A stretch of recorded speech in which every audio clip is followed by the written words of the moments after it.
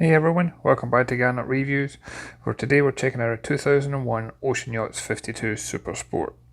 At the time of shooting this video, she was up for sale in Jacksonville, Florida through Mark Ziegler Yacht Sales, and she had an asking price at $399,500.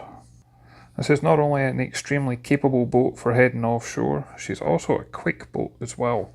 She measures in at 52 foot in length, she's got a beam of just over 16 feet, maximum draft of just over 4 feet, but she'll cruise at 26 knots and reach speeds of around 32 knots in the right conditions.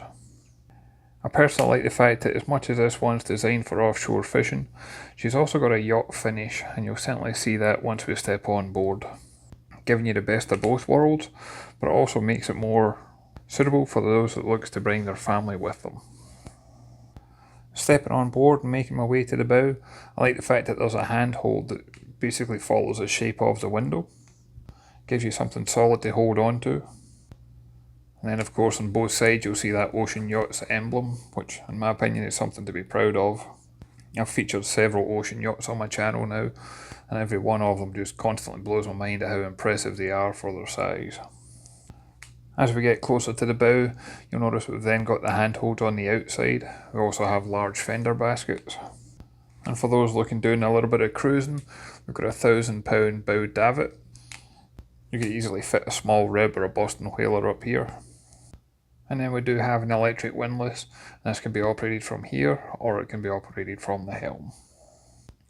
And then as I pan the camera around, this one has got a very impressive presence to her, and it certainly stands out in the marina for all the right reasons. The Flybridge has got a solid hardtop, and you can see a lot of the navigation equipment up there. And of course you've also got the fishing equipment on either side.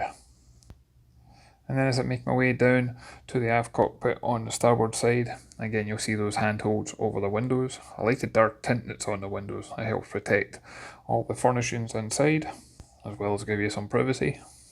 And then you can get a close-up of those outriggers. It's tournament ready and ready to go. And speaking of ready to go, this one's had a lot of time and money invested in it recently. The hull was professionally painted in 2022 at Huckins.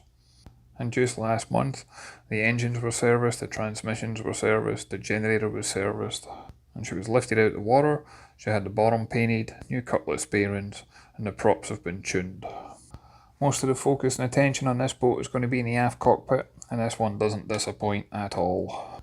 This is a self-draining cockpit that's also got non-slip deck paint, and I was barefoot the entire time and never once feel my feet slide. We've got hot and cold shower on the transom. We've got a live well in the centre, that way you can keep your bait close by, regardless of what side of the boat you're fishing. And for bringing on board a larger catch, we do have a transom door. But this one's also got a double purpose, in that there is actually a small bathing platform on this boat, and you can easily use this boat if you're into diving, as well as offshore fishing. You'll find plenty of rod holders on board, as well as a shore power connection with a cable master installed. And moving to the forward section of the aft cockpit, underneath the starboard side hatch, you'll actually find the throttle controls. This could be real beneficial not only for close quarter manoeuvring, but also when you're out fishing. That way you can always stay focused and keep that boat backed up and land that catch. Underneath you've got storage. You probably put some tackle boxes in here. You've got the steps that lead up to the Flybridge. You notice that overhang where it's got speakers and lights built into it. Then over on the port side, that's where you're going to find the perfect bait station. This one does have a cockpit freezer, and that was serviced last month. And you'll notice this is also where the freshwater fill-up is, which is probably a good time to highlight. This one's got 150 gallons of fresh water on board, 860 gallons of fuel, and 50-gallon holding tank. That being said, she does have a sea recovery water maker installed as well. And the third panel that you see here, that's the engine room access. I always think it's great on these style of boats, so easy to walk down there. But I'll cover the engine room later on in the video. On the deck itself, we've got three large, these can be used as fish holds, but they can also be used as storage. And again, this is a great way that the boat doubles up for being a cruiser as well as being offshore fishing.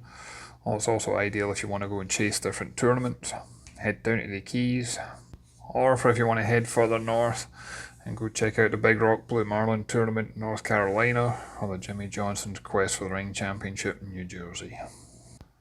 An essentially located hatch. This one's actually got a under hatch dunnage bin, that way it's easily removable and you can carry that out. And currently there's a cockpit table set up here, but I did want to include a photograph showing that there is actually a fighting chair that comes with this boat, and it's currently been removed for safekeeping. And then if you make your way up to the Flybridge, this one's been freshly refurbished. And there's a ton of room for all your friends and family to come up here while we head offshore.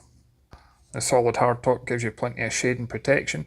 We also have wraparound isinglass screens, and they can easily be rolled up or removed if you prefer. But look how clear they are. Most of the boats I've seen with these, they tend to get hazed out, but not with this one. Plenty of rod holders lining the framework to the stern.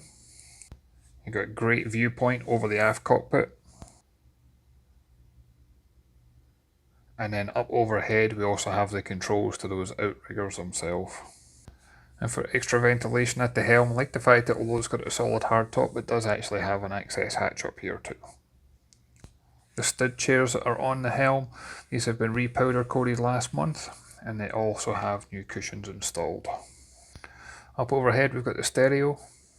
We then have an ICOM VHF radio. You've then got your spotlight controls. We'll get the Robertson AP20 autopilot, the anchor windlass controls, and this is like a breaker panel for everything that's on the Flybridge. You got your speed log depth tridata, full engine instrumentation, and then we've got two multifunction displays. One's a Garmin 5215 and the other's a Garmin 4212, but these have got the chart plotter, sounder and radar. There's storage underneath this console. You've obviously then got the engine controls including the fuel stop, your main gauges in front of the wheel, and then trim tab controls underneath the wheel. And right next to the helm we do have a small drinks fridge, and this also includes a little ice box, keeping all those essential refreshments close at hand without having to run up and down those ladders. And then there's plenty of seating up here. You could probably seat, I'd reckon, about 10 adults, or you can also use this to lay out instead. I like the fact that there's as much framework holding up that hardtop, not only for security, but so that it's something to grab onto as you're making your way around here. And then as I mentioned before, look at how clear the isinglass screens are now that I'm up close to them. No hazing, no scratches, no holes, nothing like that.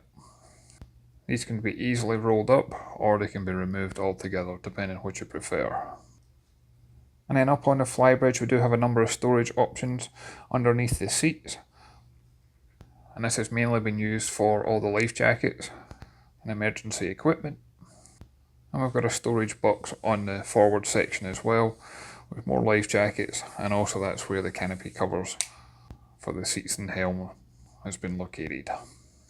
And if we head inside, that's when you got to put that fishing boat mentality aside, and instead this one has got a yacht finish. At no point does this feel like a stripped out rugged workhorse. Instead it's something you could be proud to call a liveaboard if you wanted to. On the port side we've got an L-shaped seating area, and underneath those seats you'll find plenty of storage. Underneath the main section there's a number of tackle boxes, but I believe these are actually designed that they're big enough to carry most fishing rods. And I love the way the woodwork complements the interior.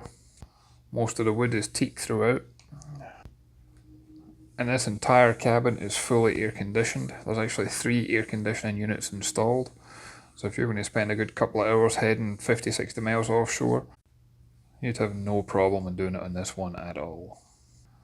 Those large windows give plenty of natural light and visibility, and I was impressed with just how much headroom is in this cabin. I'm 6'2" and I had no issues at all the entire time I was on board. I got a flat screen TV mounted to starboard. And then Ocean Yachts does this thing where they've got the breaker panel illuminated right at the entrance. I think that's a great idea, because if you ever came in here and the boat was in pitch dark, it's easy to find what to switch on and switch off. I've got a VHF radio in here, more storage options, And then moving forward, you're going to find that we've got the galley to port and the dining area to starboard. And throughout the entire yacht, all the storage lockers, drawers, cabinets, they've all got that push button locking mechanism. So that way when the boat is underway, you don't have to worry about any of the doors popping open. Nothing's going to fall out, everything's going to be safe and secure. The galley offers everything you'd imagine from home. You've got plenty of countertop space. This one's got the ice maker. And then near enough it's got a full height fridge freezer. It definitely gives you a feeling that this one's been designed and equipped for extended cruising or extended time on board. And again, I like that the fridge and freezer doors both have a locking mechanism to them. But also notice how clean everything is. This entire yacht's just ready to go. And then without opening every drawer and door that's in the galley, you'll see that there's a number of storage options, both down below and also up overhead.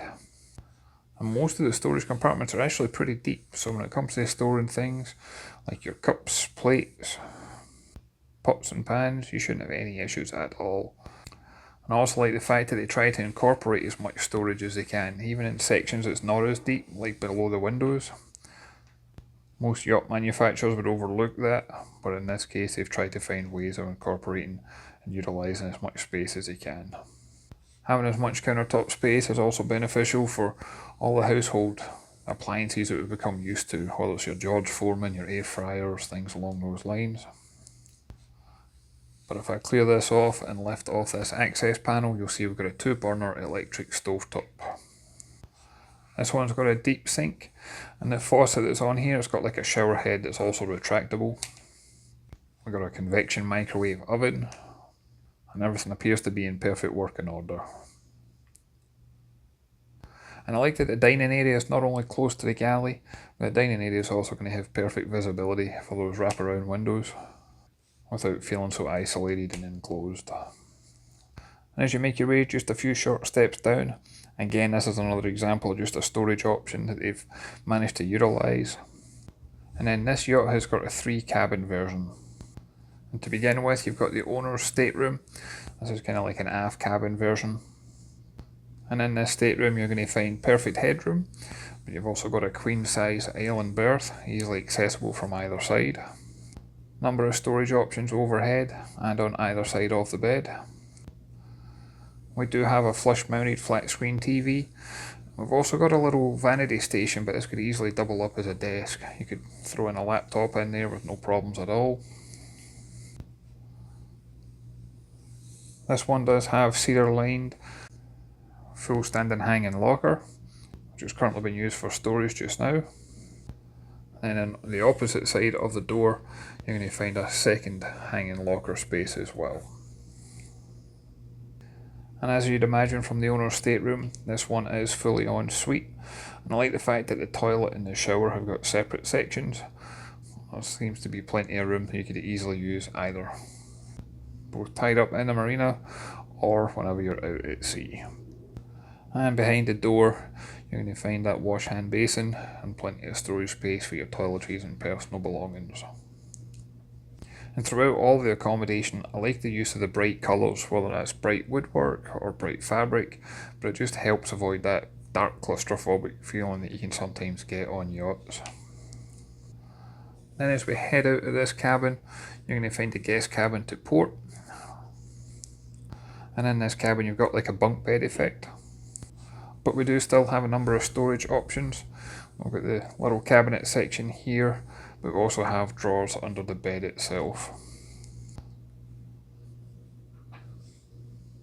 And on the bulkhead we've got an access panel which allows you great access to the air conditioning and ventilation.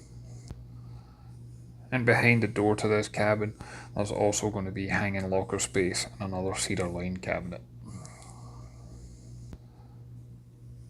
And as we make our way out behind the door in the main passageway, this one's actually got full laundry facilities. There's both a washer and a dryer installed, not only for keeping all your clothes fresh, but also all your bed sheets and linens and towels and things like that. To starboard is going to be the guest heads compartment or the day heads. And as with the owner's stateroom, I like the fact that this one's got the toilet and the shower separate. I like the fact that there's as much headroom in here. definitely don't feel cramped. And there's ample storage in here for toiletries and personal belongings as well. And a number of the cabins, including this head compartment, it's got a really smart way of having, it's kind of like a night light that's next to the light switch, and that way whenever it's in darkness you know exactly where to turn the light on. It's a simple but really practical feature I thought was worth pointing out. And then on the bow is where you're going to find the VIP guest cabin. Again, this one's got a queen size island berth. Plenty of storage options throughout. Another flush mounted flat screen TV.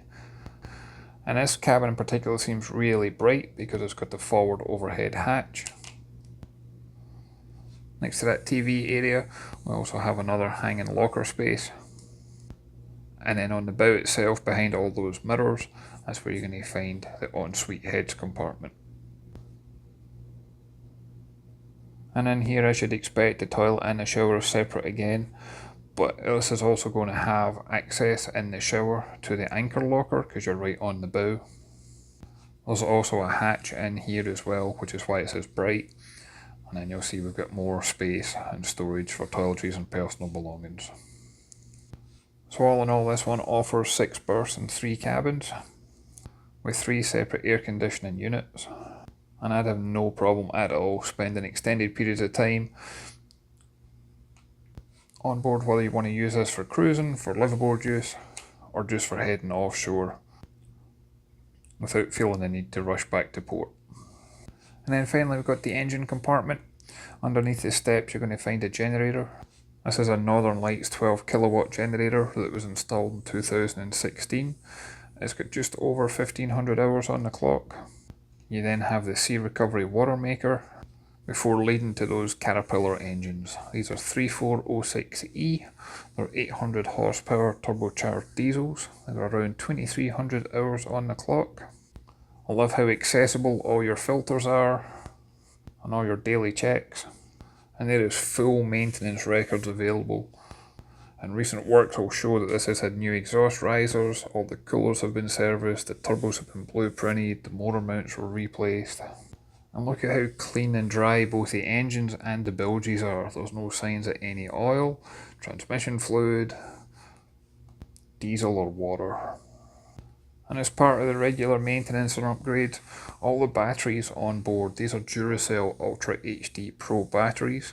These were all replaced in March of last year, and you'll find them underneath the section between the 2 engines themselves.